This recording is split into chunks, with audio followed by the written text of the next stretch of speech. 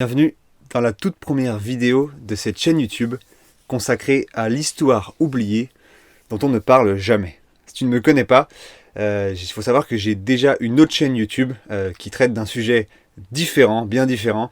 Et cette chaîne, je veux vraiment la consacrer donc à l'histoire qui est ma passion depuis maintenant bien longtemps. Dans ce premier épisode, on va parler de la Nouvelle-Suède. Le but de cette chaîne, ce sera de parler un peu d'histoire méconnue, oubliée, dont on ne parle pas souvent, pas forcément d'une histoire insolite, mais d'une histoire perdue dans les mémoires au fil du temps. La Nouvelle-Suède, comme je vais te l'expliquer dans cette vidéo, c'est un petit bout de l'Est des États-Unis qui a été conquis par la Suède de l'époque, du XVIIe siècle, qui occupait l'actuelle Finlande, un bout de la Norvège, un bout du nord de l'Allemagne et les actuels pays baltes. J'espère que la vidéo va te plaire.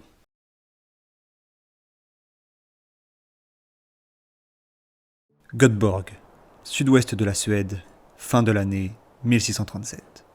C'est par un temps froid et brumeux que deux Néerlandais, Samuel Bloemaert ayant pour mission de diriger l'armement des navires et Peter Minuit à la tête de l'expédition, s'engagent dans les eaux mouvementées de la mer du Nord. Claes Larsson Fleming, amiral de la marine royale suédoise originaire de Finlande, dirige l'expédition depuis Stockholm. L'équipage, après négociation de Fleming auprès du roi de Suède Gustave Adolphe II et la reine Christine de Suède, obtient deux vaisseaux, le Fogelgrip et le Kalmar Nyckel. Alors que l'expédition part à l'automne 1637, de fortes intempéries obligent les deux vaisseaux à s'arrêter dans le port de Medemblik, au nord des Pays-Bas. Alors que l'équipage repart en décembre 1637, ils arrivent dans la baie de l'actuelle Delaware fin mars 1638. Et pour se protéger contre toute attaque future, l'équipage décide de s'enfoncer dans la baie le plus loin possible avant de poser bagage à Minquaskill, aujourd'hui appelé Swedes Landing. Peter Minuit, chef de l'expédition, achète un bout de terre à la tribu des Minquas, tribu faisant alors partie du peuple iroquois. L'équipage fonde alors Fort Christina, d'après la reine Christine de Suède, premier établissement de colons suédois sur le continent américain.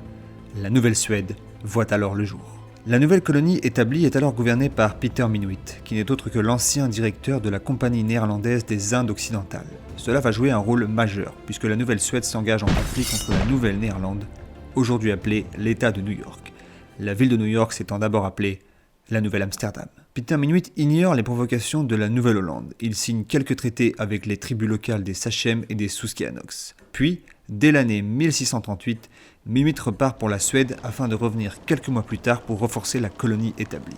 Il s'arrête sur le chemin du retour dans les Caraïbes, embarque à bord du tabac, mais meurt dans un ouragan à Saint-Christophe, au nord des Antilles.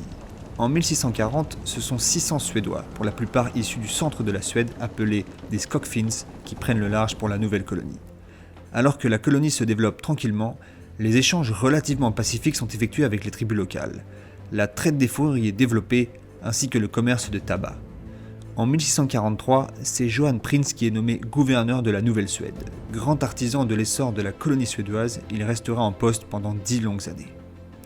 Au fil des ans, la colonie s'étend au nord jusqu'à l'actuelle ville de Philadelphie, alors appelée Nouvelle-Göteborg, et au sud jusqu'au fort de la Nouvelle-Elfsborg. Alors que la colonie continue de s'étendre, elle se développe avec le commerce local. Le gouverneur Prince déplace la capitale dans le sud de l'actuel état de Pennsylvanie. Il fait construire un manoir qui deviendra sa résidence, de Prinzhof, dont il ne reste aujourd'hui qu'un parc, les quelques premières pierres et une plaque commémorative.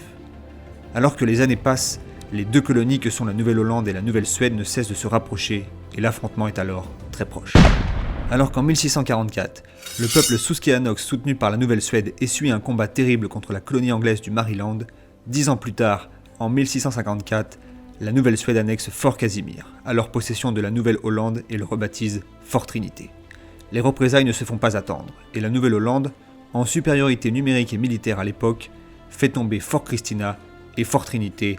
La Nouvelle-Suède est alors annexée par la Nouvelle-Hollande le 15 septembre 1655. La population de la Nouvelle-Suède est alors estimée à ce moment-là à 20 000 Européens et 40 000 Amérindiens. Alors que la Nouvelle-Suède conserve une forte autonomie au sein de la Nouvelle-Hollande, la Nouvelle-Angleterre déclare la guerre pour la seconde fois aux Provinces-Unies des Pays-Bas espagnols à l'époque, et ce, en 1665.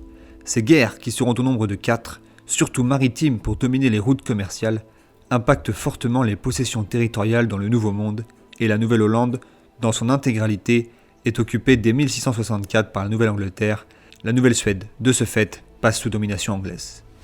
En 1673, alors que la troisième guerre anglo-néerlandaise éclate, la Nouvelle-Hollande récupère les territoires perdus 10 années plus tôt, dont la Nouvelle-Suède, et réorganise le territoire en 3 comtés. Mais pour une courte durée, puisque le traité de Westminster, signé en 1674, oblige les Provinces-Unies des Pays-Bas à céder ces territoires de la Nouvelle-Hollande au Royaume d'Angleterre. En échange, ils conservent l'actuel Suriname. Dès 1676, l'autorité du duc de York, alors responsable de New York, s'étend jusqu'à la Nouvelle-Suède. Après 44 ans d'existence et la fondation de Fort Christina par Peter Minuit, la Nouvelle-Suède disparaît le 4 mars 1681 et est divisée. Les territoires sont alors répartis entre l'actuel Delaware et l'actuelle Pennsylvanie. Claes Fleming, artisan des débuts, disparu en 1644, n'aura pas vu la colonie s'agrandir avant d'être reprise maintes et maintes fois par l'ennemi.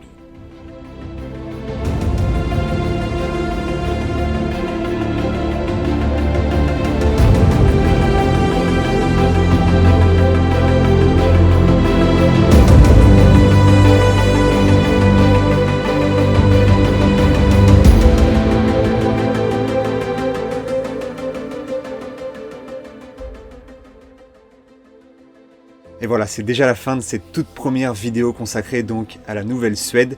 J'espère que la vidéo t'aura vraiment plu. Je vais essayer de faire des vidéos assez régulièrement comme ça pour te parler, comme je te le disais dans l'introduction, d'une histoire méconnue, d'une histoire oubliée, perdue à travers le fil du temps.